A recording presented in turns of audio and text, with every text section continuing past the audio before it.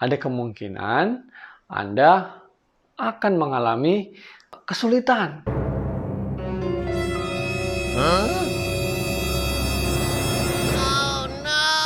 Tipe orang yang pekerja keras. Jadi Anda siap menerima tantangan apapun. Masih tentang cara mencari topik penelitian skripsi.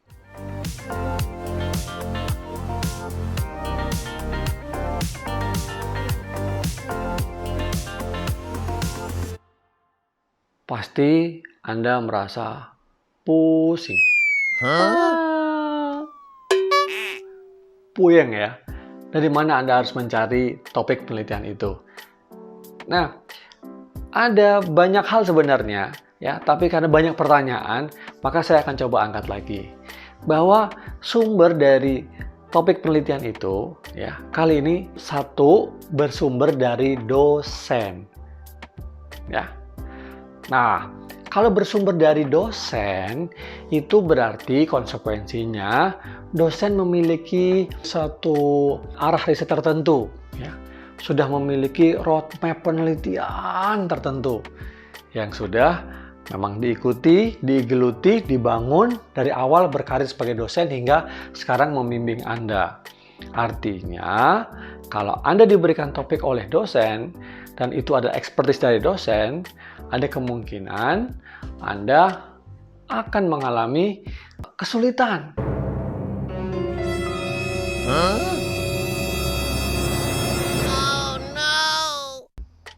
Dalam mengikutinya. Kenapa?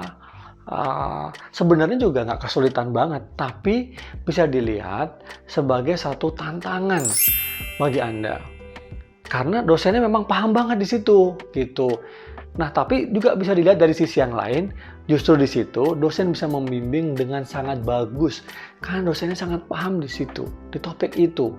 Nah, tapi tadi konsekuensinya, karena dosen itu paham sekali di topik itu, maka dosen kemungkinan akan meminta Anda ya, demanding gitu, meminta Anda untuk berbuat lebih bagus lagi, gitu, lebih sempurna lagi. Sesuai dengan pikiran dosen, karena memang itu bidang yang dia geluti. Masa sih kamu cuma segini? Kalau cuma segini mah terlalu dangkal, harusnya segitu. Nih. Nah, ini salah satu konsekuensinya ya. Jadi ada konsekuensi bagus, positif, bahwa kamu akan dapat sesuatu yang bagus, dibimbing dengan hal yang baik, tapi kecenderungannya bisa jadi perfeksionis gitu ya, sangat sempurna gitu.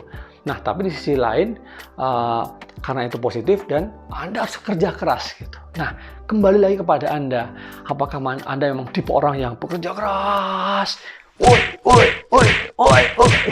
Jadi, Anda siap menerima tantangan apapun, kan Anda pejuang skripsi ya. Pejuang skripsi, jangan berhenti. Wahai para pejuang skripsi, jangan berhenti. Ya kan?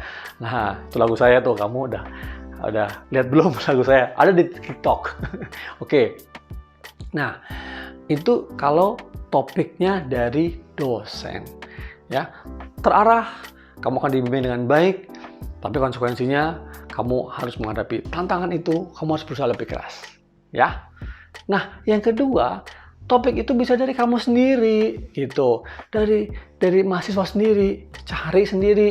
Kalau dari sini kan berarti minat kamu, passion kamu, hal yang sudah kamu perhatikan sejak lama.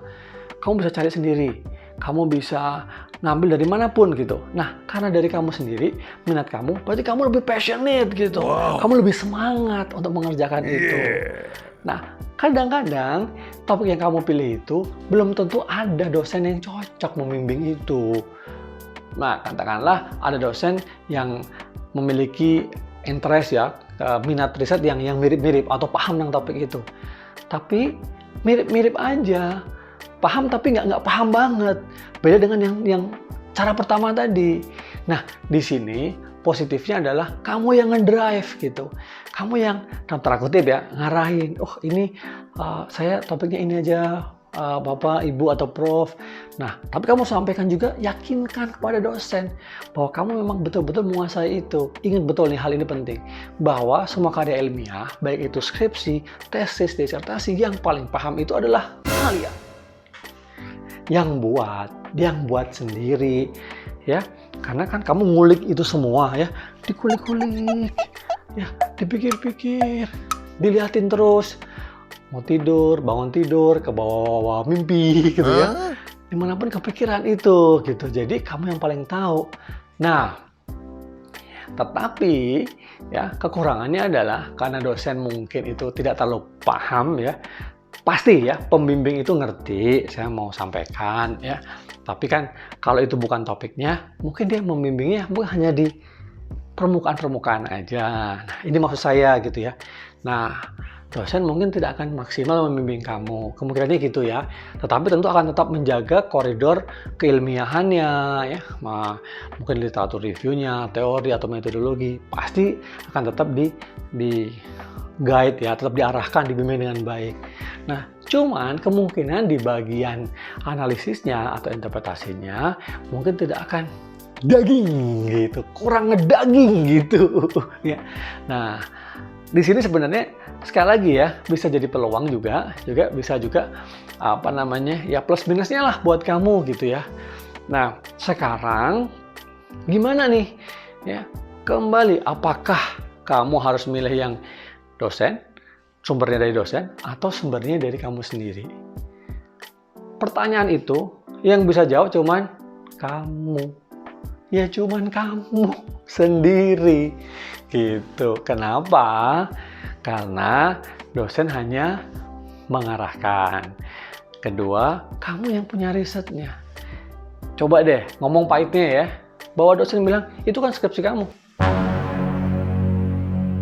Ya kamu kerjain dong. Ya. Itu kan bukan topik penelitian saya. Oh no. Misalnya kayak gitu. Tetapi kalau dosen melihat bahwa kamu kayaknya potensial atau ya kamu bisa bantu ya topik penelitian saya, pasti dosen akan sangat semangat. Oke deh, kamu bantuin saya ya. Nah, tergantung itu, kondisi-kondisi itu harus kamu lihat, kamu tangkap sinyalnya. Apakah dosen ada memberikan sinyal-sinyal tertentu bahwa kamu akan diarahkan mengikuti penelitian penelitian beliau lah gitu ya. Atau beliau kayaknya terserah kamu lah, bebas, kamu pilih apa, sok atau mangga gitu ya. Misalnya gitu, oke? Nah, karena keputusan akhir mau skripsi, tesis, disertasi, sebuah karya ilmiah adalah karya Anda. Dosen hanya membimbing. Namun ketika itu dijadikan satu artikel ilmiah misalnya, nah di situ mungkin dosen akan terlibat lebih dalam lagi ya. Karena kan karya ilmiahnya itu hanya sebagai satu bahan awal ya. Nah, ketika mau dipublikasikan dalam jurnal nasional terakreditasi maupun jurnal internasional ataupun jurnal internasional berreputasi, biasanya pembimbing akan semakin serius di situ. Nah, jadi jawabnya apa? Tanyakan kepada diri Anda sendiri. Jangan bingung. Kalau Anda masih bingung, tulis di kolom komentar ini ya. Mana yang buat Anda bingung? Oke? Semoga bermanfaat. Jangan lupa subscribe yang belum subscribe ya. Kan banyak banget info daging yang saya kasih buat kalian. Oke? Like dan share kepada teman-teman. Sukses buat kalian semua para pejuang skripsi. Jangan lupa lihat video-video saya sebelumnya. Sukses buat kalian semua. Saya tunggu kabar-kabar menarik, kabar-kabar gembira bahwa Anda sudah lulus atau sukses dalam menyelesaikan skripsi Anda. Terima kasih banyak.